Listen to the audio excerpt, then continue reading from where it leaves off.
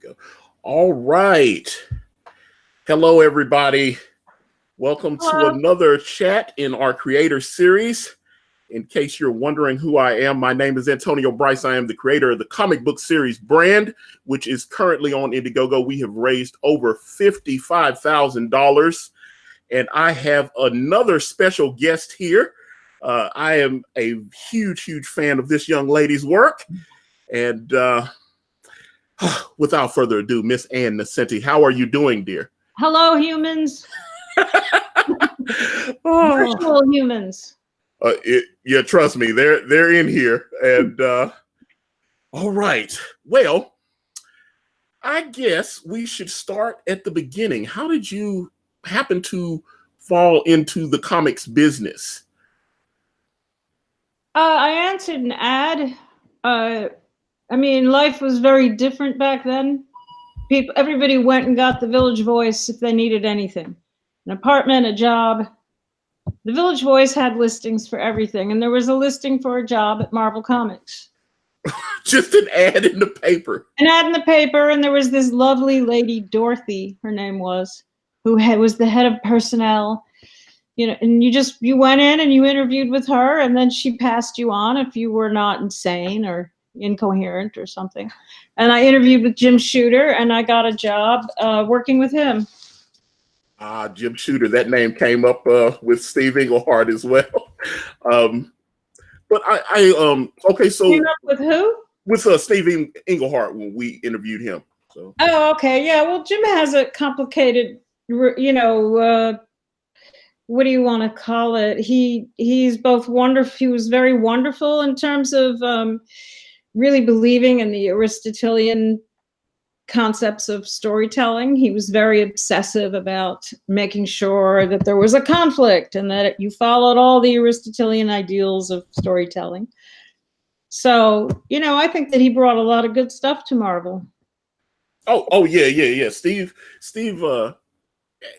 had different things to say, but most of them were complimentary. Well, there's always, you know, in life, there is always controversy, and you can choose to focus on the controversy, or you can just do your work, you know. So I think that for the most part, I just kind of like did my job at Marvel.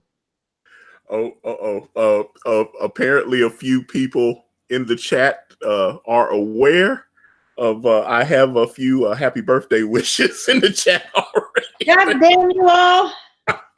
It is Ann's birthday. Lady ignore her birthday. They come at you fast after a while. I wasn't going to say anything. I promise. I wasn't going to tell anybody. But yeah, there are a few people that are saying happy birthday, Ann. Thank you very much. Thank you. I told you got some diehard fans in here.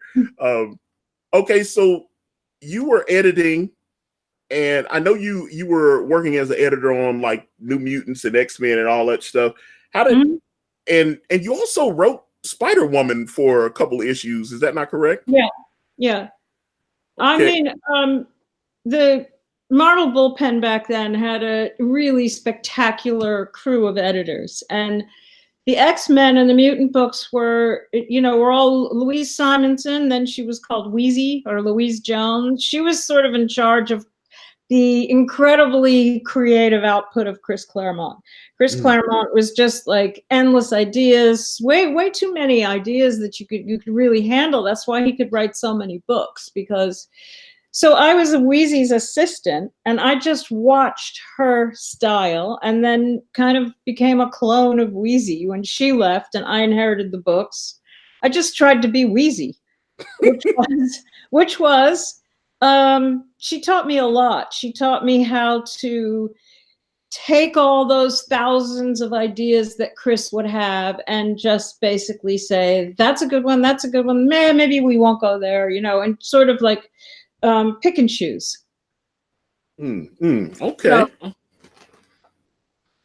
but let me see. There were, obviously during that time, you transitioned. How did you transition from being an editor to actually starting? I know they kind of gave you a few little books here and there, but it seemed like you started becoming more of a writer. Do you remember when you first sent me an email asking me to do this? Yes, ma'am. And I wrote back, memory is a very treacherous thing. And you're asking me questions about stuff that happened 30 years ago. So everything I say is like some kind of idea I have about what happened back then. But if you talk to any decent beat cop, he'll say that when a crime is committed, every witness sees somebody different. He was missing an arm. No, he was missing a leg, And so you kind of like, you go back, you think, what was Marvel Comics like 30 years ago? I have an idea of what it was like, but am I sure of what it was like? No. Well, it's your best recollection, because basically I'm trying to lead. I want to talk about, I definitely want to talk about the Longshot miniseries with Art Adams. I love that. And then I want to talk about your Daredevil stuff, because your Daredevil run, it couldn't have been easy, because number one, you were taking over after Frank Miller had done what is considered one of the seminal runs of the character. Well, the way I remember it was Frank was leaving. I don't remember why. And Ralph Macchio, who is a really terrific editor, I think he just gave out a bunch of fill-ins, a bunch of assignments to a bunch of people. And then when the stories came in, he chose a new writer based on the stories. And I wrote, I think it was considered a fill-in issue for Barry Windsor Smith. Yes. And I guess that kind of won me the series or something like that. You'd have to ask Ralph. Only Ralph knows. But see, I was actually curious about that, because when we had Steve Englehart on, I guess he wrote Daredevil issue number 237, and his story is that he had been told that he was going to take over, and so he started setting up in that issue. You gotta ask Ralph, because nobody told me anything. They just said, Ralph just said your story was great, take over the series. I think he let me know there were other people doing tryouts. I was so new to the business, I guess I had to do a tryout, to get the job. Yeah, because I know Steve said he actually they credited him in the book as John Harkness. They took his name off as a writer's credit. And then but he said he had started setting up kind of little plot points, and then they let him know that you were going to take the book over, and then obviously history was made. I really, really loved your run on when did John Romita Jr. join the book? Again, I need to pull up my Wikipedia page here to remember. I guess I'm not that good on the specifics of what happened 30 years ago. You'd literally have to ask Ralph, and Ralph might say, I don't know, why I chose you to do the series. He might not remember. None of us really remember, dude. We can spin a story out, but we're not really sure. So the one thing I do know is that I was living in Manhattan, and I was in Hell's Kitchen, seeing this amazing 1980s Hell's Kitchen, which was, porn shops and, a lot of deep despair, because New York City was in financial trouble back then. And it was kind of a city people were fleeing from because it was dangerous. And I just looked around at what I saw. I started putting pieces of Hell's Kitchen into the comic. So a lot of, when you look at the Daredevil comic and you see a bunch of skateboard kids zoom by, that's probably something I saw, or something John Romita saw. Johnny would just say, hey, I saw this dude, I want to put him in the comic, and let's call him Shotgun. Okay. It's a lot of it just came out of kismet and happenstance. And, so I think that's why my run on Daredevil had a kind of documentary feel to it. I think I was a frustrated journalist. And Denny O'Neil was on staff at the time. And Denny and O'Neil and I used to talk about how we were frustrated journalists, and how we wanted to be writing journalism. And so we would put social justice ideas, which is now apparently some dirty word, social justice, you know, ideas into the comics. And Denny had done all those amazing, you know, There Is No Hope in Crime Alley, or, you know, he had done all those great stories, and he was literally in the office next door. And I used to talk to him about how to mix what is going on in the streets at that moment and in the world into a comic book. Oh, okay. Well, see, that was an amazing answer. I like that. Okay. So obviously you created one of my favorite characters, Typhoid Mary. So what gave you the idea to put this character in the book? Again, I don't remember. 30 years ago, dude. You know? Oh, I thought you were going to tell me some story about hitting people. There are literally 30 years of interviews with me trying to answer these questions, you know? So as far as I can recollect, the notion was that I would take all the different stereotypes of what a female was. A female, you know, the Madonna, the whore, the innocent, the feminist, and put them all into one character. I don't exactly remember why I decided to do that. I just did it, you know. Sometimes you just do things, you know. And she hit a chord in me. She hit a chord in John Romita Jr. I think he based his drawings of her on his girlfriend at the time. Ooh, okay. And, you know, I ended up with Bloody Mary being this like feminist who would she went into like police files, found cold cases, you know, people that hadn't been punished for the crimes against women. And she went and did to the perpetrator exactly what they had done to the woman. I mean, that was brutal stuff. Typhoid Mary was a really brutal character. Oh yeah. Yeah, I mean, she was like one of my favorites, and I thought John's art, well, he was like in his prime at that time. I just, man, I love those stories. I have several of them in my long box, but there's a scene. Long box, dude. Yeah, I still got like 6 long boxes of comics. So yeah, I still just the good stuff though. I have, but there's quite a bit of your work in there, I will say. Well, I mean, you know, if I have any purpose now in doing interviews, you know, to me, it's not really about trying to remember what happened back then. It's sort of trying to be inspirational to the next generation of writers. So if you're a young writer out there or a young writer artist and you want to tell some stories in comics, think about putting your life and your world into the comic. And it's what it is it's this weird balance with a superhero comic, because you have to have, it's an escalation narrative. You have to have things escalate to 2 people wanting to beat the shit out of each other, even if they're really good friends and they just bumped into each other. And it's like the comic version of a cute meet. You know how in romances they have cute meets, you know, oh, I dropped my oranges, let me pick them up. Yay, romance.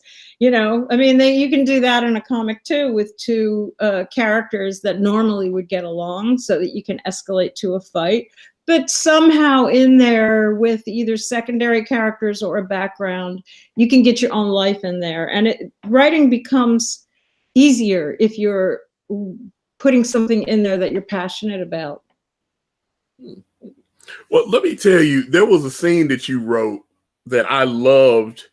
Can't remember which issue it was, but it was like Typhoid Mary she was sneaking into the Kingpin's headquarters, and she's like going up the stair or the elevator and all that, and he had like a couple of bodyguards there, and she used her powers and she was like, sleep, and then the 2 guys, they like, and she was like, that normally only works on cows or something like that. I always love that. That is funny. You know, I like how Alice, what's her name? Alice something. Alice Walker. The girl that's played her in the on the Iron Fist thing. Well, because I know they used her in that horrible Elektra movie too. They didn't do it right. But you know what? That I think isn't it the same director, writer? guy who wrote the script? Raven? Don't give me the line on that one, because I know Iron Fist season 2, where they had Typhoid Mary in there. That was definitely a better portrayal than, like I said, I saw that Alice Eve. Okay, that's Eve. Yeah, okay. She, I thought she did a great job. She did this thing, and maybe it's an actor thing that all actors do, but instead of doing some kind of overly dramatic anguish transition from one character to the other, she would just kind of like crick her neck. She would do something really subtle in her body language and transition into the other personality, which, I don't know if she was responsible for that or the director, but I thought it was a really good choice not to overact the transitions between personalities. All right. Got a couple questions, or I guess statements from the chat. Let me get a couple of these in, because everybody's asking questions. Let me see. Let's see. Giorgio Sousa. Hope I said that right. Thank you, Ann, for your Daredevil run. It's one of the few series, along with Amazing Spider-Man and X-Men, that I collected every issue of and have the entire run. So he said that. And let me see here. And then I've got Zebulon Pike. He says, are you finished with the Seeds at Dark Horse? I just started reading it. Only 2 issues so far. David Aja has the 3rd issue, and he's drawing it. And we're slow. What can I say? We want it to be great, Hey, nothing wrong with that. Take your time. And I have a new project that I'm working on, and but I think that back in the day when I was doing a monthly or 2 monthlies, you got to be forgiving of us, because sometimes we had to write an issue. I remember drinking coffee all night to write an issue overnight. That was not uncommon back then, because the deadlines were intense.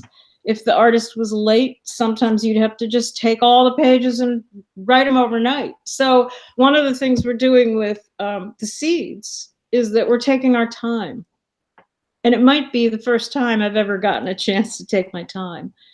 And David Aja is taking his time. So, you just, again, I'm kind of like a compulsive teacher. And so the difference between writing fast and not writing fast is that when you slow it down a little bit, the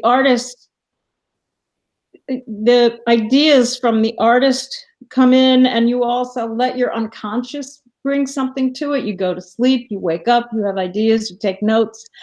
You need time to write a good comic. And back in the 80s and 90s, we didn't have a lot of time. We were like, bang, bang, bang, another issue, another issue. So the wonderful thing with the Seeds is that we're taking, we're giving David all the time he needs. Okay, I got another Daredevil question. This one is from Richard. Let me see here. He told me, he said, ask her what it felt like to take over Daredevil when Frank Miller left Matt Murdock as a homeless short order cook. 30 years ago, dude. Who knows what I felt? I don't know. I think I was just so excited to get the book. I adored Daredevil. I thought he completely was in my wheelhouse. I was raised Catholic. I'm a lapsed Catholic. I lived in New York City. There were parallels in my life to Daredevil's life. And I just dug it and hit the ground running I don't know if I really thought all that deeply about what it meant to take over for. And I think it gives writers trepidation now more than back then, because back then we didn't have all this, internet, and there wasn't a lot of press. And I think there was something called CompuServe, which Chris Claremont used to print out, and he'd bring it into the office and he'd be like, look at what everyone's saying. And I'd be like, how are they saying that? Where are you getting this? Is some kind of magic box? This is all pre-internet. So we were working in our little bubble. And I don't think that Frank Miller's great run, as seen today, it wasn't exactly the same back then. You know, it was like, you're just getting an assignment. Interesting take. Okay, I like that. That's okay. So, should I ask you about Longshot? Because I always love that character. I don't know. I know it's an old character. I was like, I wanted to know how that whole thing came about. How you and Art, I mean, Mojo and all Spiral and all those characters. Well, I think that, you know, Arthur and I were very new to the game. It might have been like both of our first real, you know, we created the character. So we were sort of like little puppy dogs, you know, it's kind of like Arthur would send me pages and pages of monsters. Like that was, again, it's like, I feel like a lot of people turn to the writer as if the writer created everything, but the writer didn't create anything. The writer is nothing without the artist. And just like Johnny had a really strong hand in the look and all the different characters that were in Daredevil, Longshot even more so, Arthur, I remember we would just get a FedEx package and it would be a stack of monsters. You know, and me and Wheezy, Louise Jones was my editor, and we'd be like, wow, look at that woman with 6 arms, you know, that's like, okay, Spiral, you know, and then he started sending me these pictures of, there was these characters, Gog and Magog, and he sent in pictures of the little puppy growing and growing and growing and growing, and I don't really remember whose idea it was, probably Arthur's, to put it in the corner box, so that every issue you'd see the creature morphing and changing in do they still have corner boxes in comics? You know what I mean? In the upper left-hand corner of a comic, there was a little box with the character.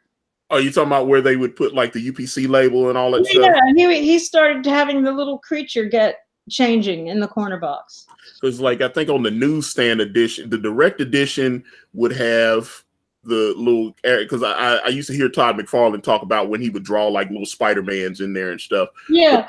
But then you have to remember what a newsstand was. You could only see the logo and a little tiny bit. So even as an editor, when sketches would come in, you know, you'd get all these sketches for a cover from X-Men or Mutants or whatever books I was working on. You'd always have to put a piece of paper up and say, well, that's all people are going to see is that top strip.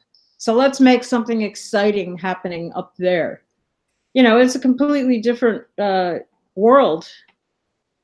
Man, that like, I keep forgetting. I was like, I lived through all that. I was just a little. I remember I think I was like 7 when I got my first comic book and started reading, and like you know, like old Spider-Man and Power Man and Iron Fist, and you know, just Defenders, and you know, just different Alpha Flight, John Byrne, all that stuff, X-Men.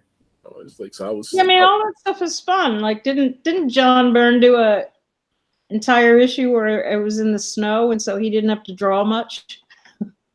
You remember that? So, again, like I said, the Longshot miniseries, I love that miniseries. But okay, somewhere along the line, you jumped over to DC, or were you doing a little back and forth thing? In the early 90s, I guess it was, I left comics. I became a journalist and a filmmaker. I had a film magazine called Scenario, and I was, you know, I just went off into another zone, the film zone. You know, I was making, I was a screenwriter, and I went to Haiti. I was teaching film in Haiti. I just sort of like kept doing other things. And then one day, out of the blue, really, Bob Harris called me and said, would you come do some work at DC? This was like 2011, something like that. Okay. So I went and I did, you know, Catwoman and Green Arrow and Clarion and Katana. Okay, and you wrote some Green Arrow as well, right? Or yeah. Okay, because there's a story you worked on, I guess a 2-parter with Ethan Van Sciver called what, Trail of the Gun? Oh, that was Catwoman. Yeah. No, that was Batman. It was Batman and Catwoman. I mean, that story came out of the idea that, Batman doesn't use guns. And so I kind of went, again, what's resurrecting its head right now is that the wannabe journalist. I mean, I'm a journalist and I've done a lot of journalism, but, I went deep researching the gun industry and like the metal highway and where guns came from and all the laws surrounding gun, all the way down to like the 2 commas in the Second Amendment that, is the basis of a lot of the controversy about the Second Amendment and, the militia phrase. So that's all in that Batman story. And I worked with Ethan Van Sciver on it. And actually his wife used to train people how to shoot in the NRA. Oh, that's the first wife. Yeah. He's remarried.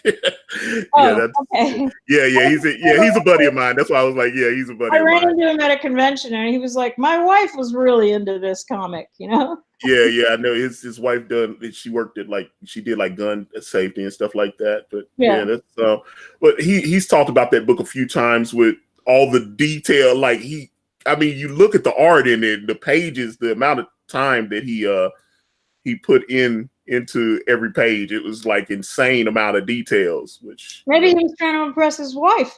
He was into guns. But actually, you mentioned that you were living in Haiti and teaching there, or how was that? Yeah. A friend of mine was living in Haiti and he invited me down and he wanted to start a film school. And I went down as one of the first teachers. And again, it was just sort of a life-changing experience to be trying to get films made in Haiti, where everything is a little more difficult because the government doesn't really give the Haitian people much. So everything is a struggle. And but it is the most amazing country because the people's spirit, how much fun they have, So I don't know. I just had a blast making films in Haiti. All right. It is. I guess there's nothing that anyone could see online or anything, is there? Well, I wrote a series called Gadoo Gadoo for a site called highlowbrow.com. Gadoo Gadoo is like in Haiti. There's like the Haitian language, the Haitian Creole. Some words kind of mimic the sound. So Gadoo Gadoo was the way they described the earthquake. Remember the big earthquake? Oh yeah. In Haiti. So they would say to each other, "Where were you during Gadoo Gadoo Gadoo?" And they would act out how they almost fell, and then they would act the whole thing out. So I used that phrase Gadoo Gadoo and wrote a series for a website, a wonderful website that does a lot of comic stuff called highlowbrow.com. And you can read the stories right there. Okay. How long were you there? On and off. Like I would go down and teach a workshop and then come back and then go back. Probably the longest I was down there was right after the earthquake.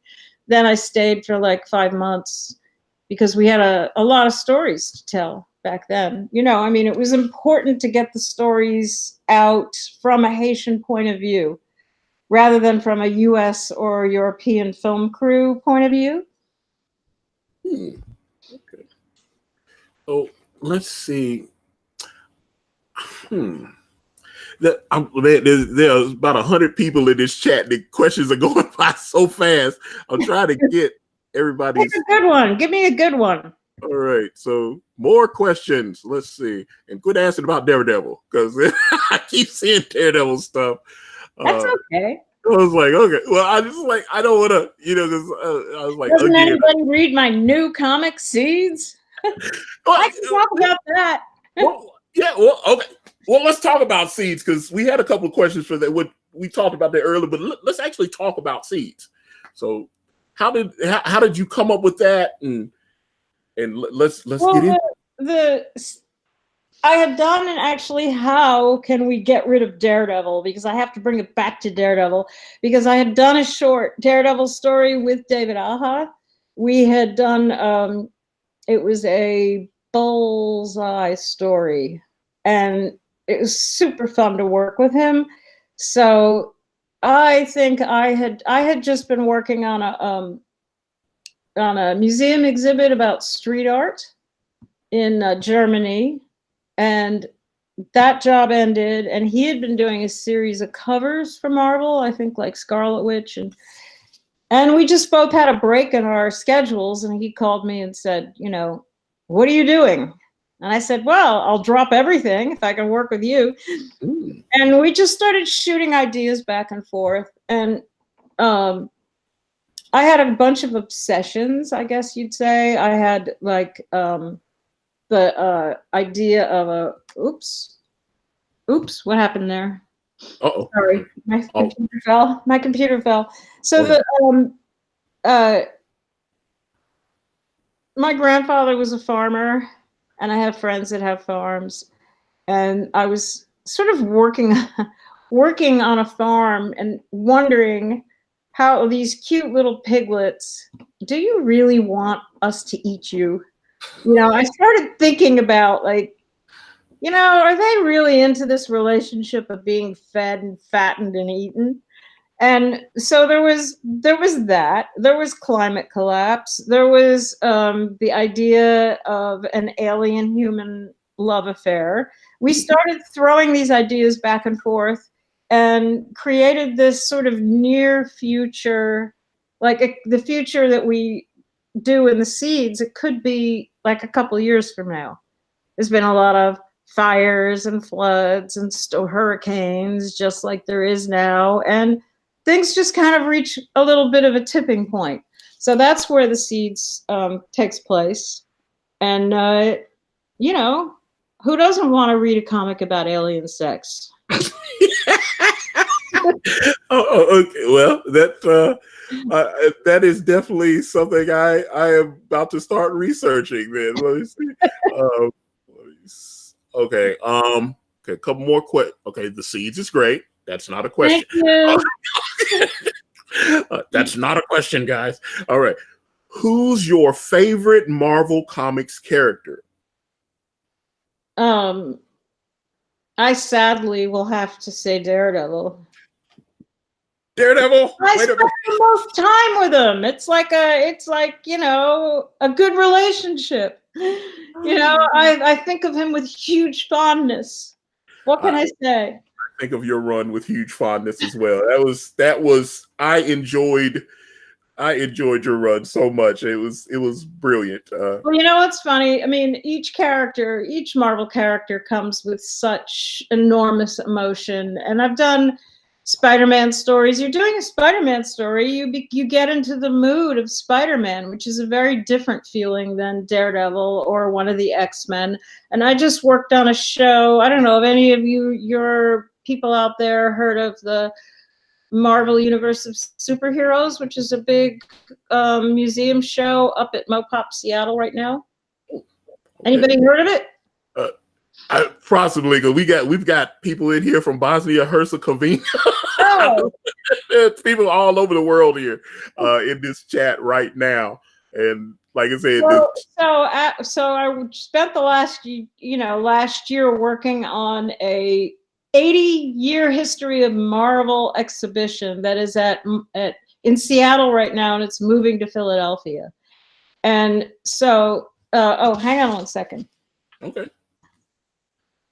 Right. And of course, guys, keep with the chat. Keep giving me questions, because I want to ask this brilliant mind as many questions as possible. Sorry. No. These are things you can Google. You can Google it. Marvel. It's called Marvel Universe of Superheroes at Mopop in Seattle. And why am I talking about this? Oh, because I was being interviewed for that show. And somebody said, what character would you like to write for Marvel? And I said, well, I know what I don't want to write. I don't want to write Captain America. Oh. And interesting. so I got a call from an editor at Marvel saying, I just saw an interview with you where you said you really didn't want to write Captain America. Would you write me a Captain America story? And it was just sort of like, that's like getting called out on the schoolyard, you know? Somebody says, you know, I dare you. So I did. So I have a Captain America story out today, I think. It's right now? It's out, right? Today. Yeah, today. Oh, wow. They've relaunched Marvel Comics Presents. Oh, okay. So, okay. So I definitely need to look that one up then. You don't know who the artist is, do you? Or did they just they just farmed the script off to someone else? But let me see. Who's your favorite DC character? Uh-oh. Did I lose Ann? Oh, okay. Well, I thought you were talking to your No, I was just asking, you know, I asked who your favorite Marvel character is, and who's your favorite DC? Not that I don't like Captain America. I just he's a loaded symbolic character. So what I did for Captain America was I just wrote a really, really simple, old-fashioned 10-page story where it's like a moment right after he's had some big battle and he decides to ride his motorcycle home rather than take the Avengers jet. And it's a tiny little story that happens in between big things. Oh man, I got to head to the local comic shop now because I used to buy Marvel Comics Presents all the time, and one thing I liked about it is you'd see a lot of the up and coming talent in that book, because I saw like Rob Liefeld got some of his first stories in Marvel Comics Presents, and you know Jay Lee, and so you know some of those old those guys that are like big veterans now, you know they got like little 8-page, 10-page stories in there that they got to. Well, you know, the whole idea of an anthology was a place, because with Al Milgrom, I was the assistant editor or something on Marvel Fanfare, which was Al Milgrom's book. And it was having an anthology like that. And I think Marvel Comics Presents was like that back then. You could try out new talent. You could try out new writers and artists, give them a little extra time, you know. And we would always have an inventory of people that were between jobs and needed work. I mean, that drawer, the Marvel Fanfare drawer in the Marvel Comics offices had like Bernie Wrightson and Barry Windsor Smith, and I mean, you name it. It was just like this, and it was for when people just wanted something to, you know, work on before they got their next series. Stan was already away from everything when you started at Marvel, right, or no? Yeah, Stan, he had gone out to the West Coast with this wacky idea that he could make Marvel movies. I don't think that worked out too well. Yeah, I don't think that worked at all. There, you know, that whole idea of Marvel Comics movies, it just didn't work, did it? Few $billion later. Let's see. Okay, let me see. Scott says, did she write letters to the letters page back in the day? So I guess I know some people that have become writers and artists have written to the comic books. Like, hell, I remember seeing George R.R. Martin. I think he got printed in Fantastic Four. Well, you know, the spirit back then of having Stan Lee be like the and before him Roy Thomas, and after him really Joe Quesada, having somebody that is like the friendly face of Marvel, you know. So Stan's soapbox, I mean, I've seen people print pieces from Stan's soapbox that are so relevant today, pieces that he wrote in his little soapbox, or, you know, about like racism and immigrants and things that are still like kind of hot topics now, he would write about in his soapbox. And, the letters page was really fun because we would get stacks of letters and you would always say, let's use a few good ones and a few bad ones. Ooh. Because you didn't want just a bunch of raves. So you would look for intelligently written stuff that thought about the story, good or bad, and do a mix of that in a letters page. So, that was always fun, just going through all the letters and deciding which ones to print. Yeah, I miss the old school letter. I actually wrote to Marvel a few times, and obviously, unfortunately, never got printed. I remember I wrote to when Fabian Nocieza was writing New Warriors. I wrote in, and then I wrote I wrote into the Ghostwriters letter section. And I must have wrote about 5 or 6 letters, and I never got printed. I kept buying the books. I was praying. I was like, maybe they'll print my letter. We did used to read them all. As the editor of the X books and the Mutant books, Chris and I would, and Peter Sanderson was my assistant then, and Peter Sanderson's a comic historian. So, we would read all those letters, and it's not like any letters went unread. So, but again, it was like we were always looking for someone that didn't just write, I hated that sucked, or I love that, you're genius. We were looking for something where people actually asked an interesting question. Okay. Maybe you didn't ask any interesting questions. Fine. Let me see.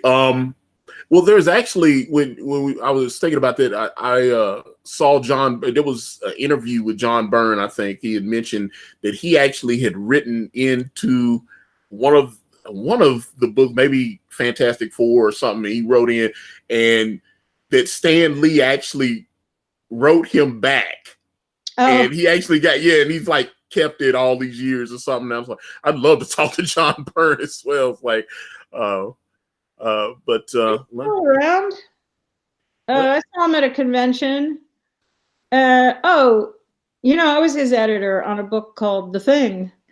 And I have several issues of they're all in my I ran into John. We had this wacky thing we did called Assistant Editors Month or something like that, where the assistant editors took over the books, and John Byrne put me into The Thing and had The Thing beat me up in the comic, using my name and everything.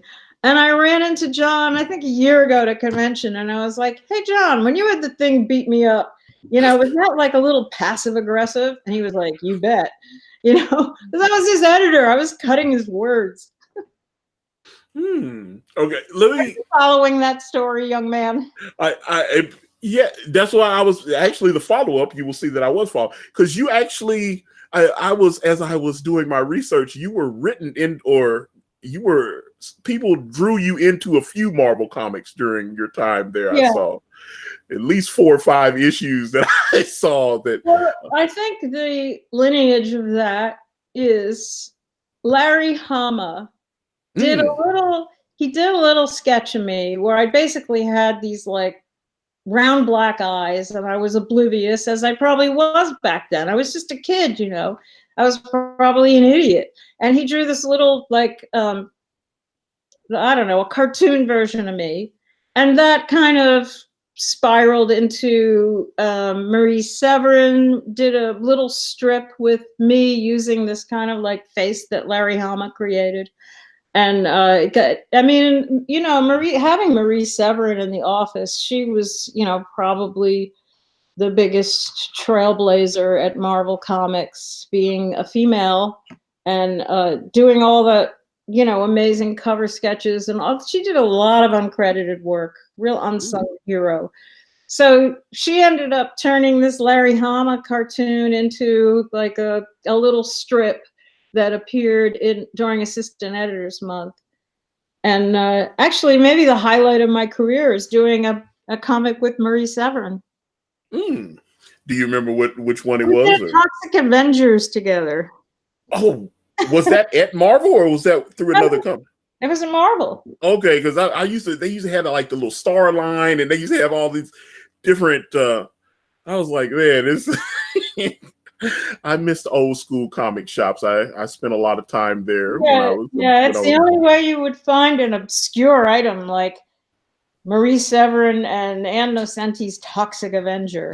It's one of my favorite comics I ever did.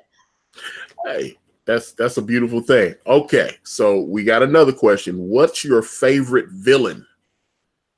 My favorite villain? Yes. I don't know. Can I say I don't know? If that's an honest answer, then go for it. Now, obviously, you created Mojo, and I love Mojo.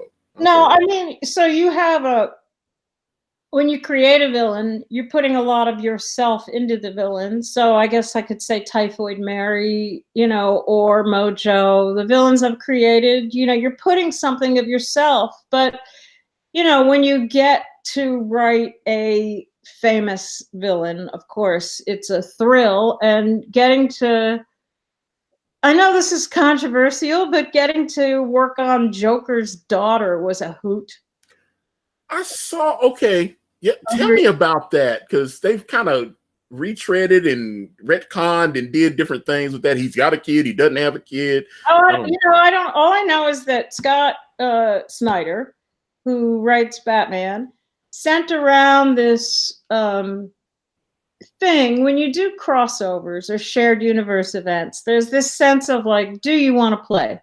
And I think my editor sent me this thing that said, Scott's doing this death in the family, I think it was called. And it was like a really cool 1-paragraph thing that was like, the main idea is that the Joker is maybe in love with Batman, and the Joker doesn't really think the Batman should have any friends, or family. And so, boom, go with that in Catwoman, from Catwoman's point of view. And so out of that came this notion of bringing back Joker's daughter.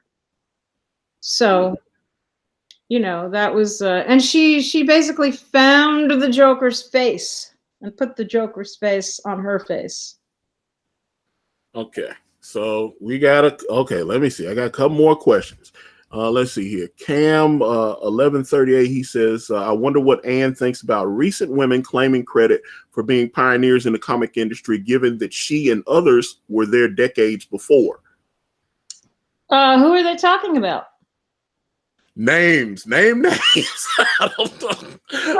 Well, I think that I would say that Kelly Sue DeConnick, Gail Simone, Sana Amenet, G. Willow Wilson. I mean, these women came into the industry after me. Well, maybe Gail Simone didn't, but came into the industry. But they've sort of done huge trailblazing work bringing women into comics. So you named one of them. I see Sana Amenet's name coming up. Yeah, I mean, it's like I was trained by Louise Simonson. Joe Duffy was right down the hall. Marie Severin was at the Marvel offices. I mean, you want to talk about trailblazing women in comics, you'd have to say Marie Severin. Over at DC, you had Karen Berger. So there's a lineage there.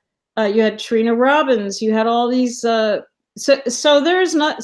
But what did I do at Marvel Comics? I wrote comics like a man. I wrote Punisher and Daredevil and Wolverine.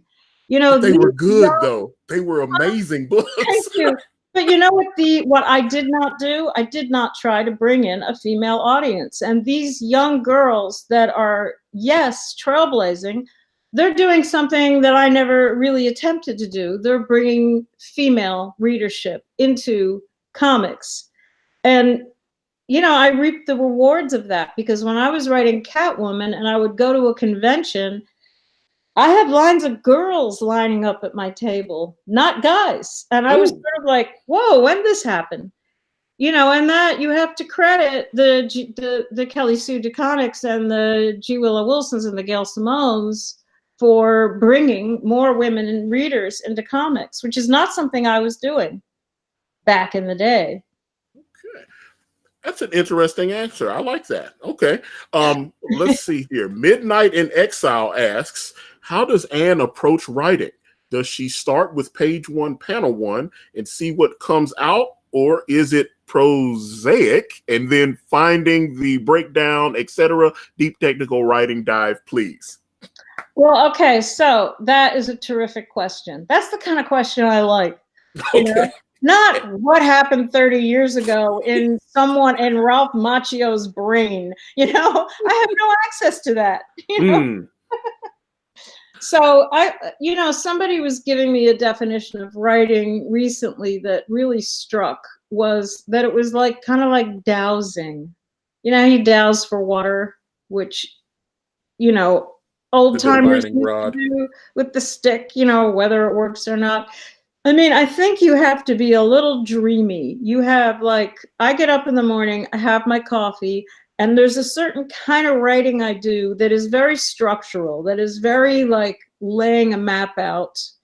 And then you go to sleep, you let your unconscious do some work, you wake up in the middle of the night and you add something in that might seem a little random, but it's actually your unconscious helping you. And then you just kind of meander until the whole thing comes together. So I'm working on a new comic right now that it's a 3-generational comic. So I'm looking at one town and how it's changed in 100 years. Now you can research something like that, but you can also just kind of live your life. And then your mind is focused towards, oh, look at that town. That's 100-year-old sign, but oh, look at the mall is abandoned. Now people there's a certain amount of malls being abandoned right now. I don't know what it's like in your town, but in my town, the mall is closing down. So you kind of then you live your life and you're like, okay, I'm seeing everything through how have towns changed in 100 years. So I know that might not answer a direct writing superheroes, but I think that you have to allow your unconscious and your just daily life to help your writing. It's not just all sit there and do it like a mathematician or something. Okay. Let me see. There is. Oh wow. Okay. There is. Let me see here. Diversity in Comics Bear. He said, I learned about Ann from Diversity in Comics. Thanks for having her on. And I do happen to know that the former channel known as Diversity in Comics, I know that the gentleman Richard C. Myers is a huge admirer of yours, although I know he is a controversial figure. But I try and stay away from controversy in my life. I understand, but he is I've heard him talk about you a few times. He's a big fan. He loves your run on Daredevil. He said it's one of the greatest runs of all time, which I don't disagree with. So thank you. Let's see. Oh man, there's so many. Now we got 120 people in the chat. I know. You know what? I gotta go. Oh man. Okay, because it keeps growing. Okay, so let me. Okay, you got time maybe for one more question, or do I just need to wrap it up right now? Yeah, go ahead. Okay, guys, one more good question for Ann, and then we gotta get her out of here. Okay, so hit me with your best shot, because there's a bunch of y'all in here, so I know everybody's typing. So, okay. Happy birthday. Okay. More happy birthdays.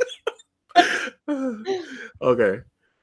I was like, no. I'm like, come on, give me a good question. Favorite color? What's your favorite color?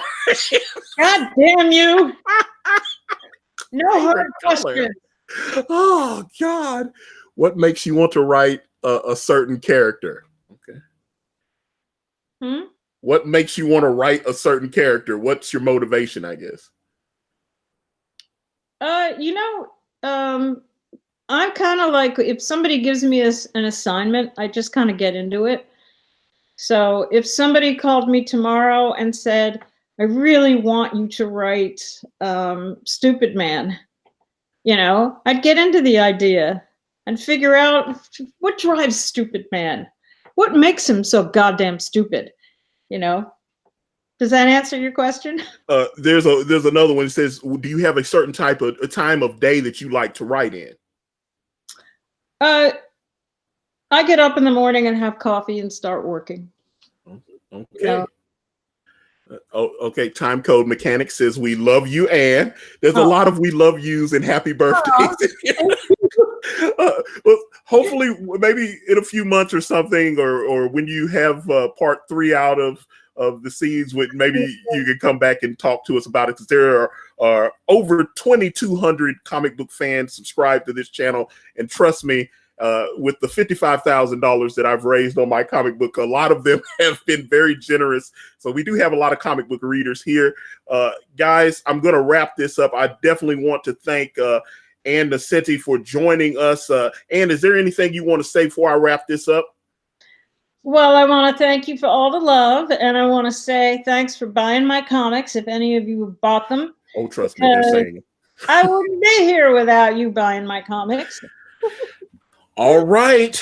Well, with that being said, I'm going to wrap this one up. And if you guys want to reach out to me, I'm on Facebook, Instagram, Twitter, and right here on this YouTube channel. Everywhere is at Akari Press. And if you type in akaripress.com, it will take you directly to my Indiegogo campaign for my comic book series brand with the phenomenal Kanan White. Guys, we'll be back on Saturday with the Dollar Bin. Check us out then. I'm out. Bye.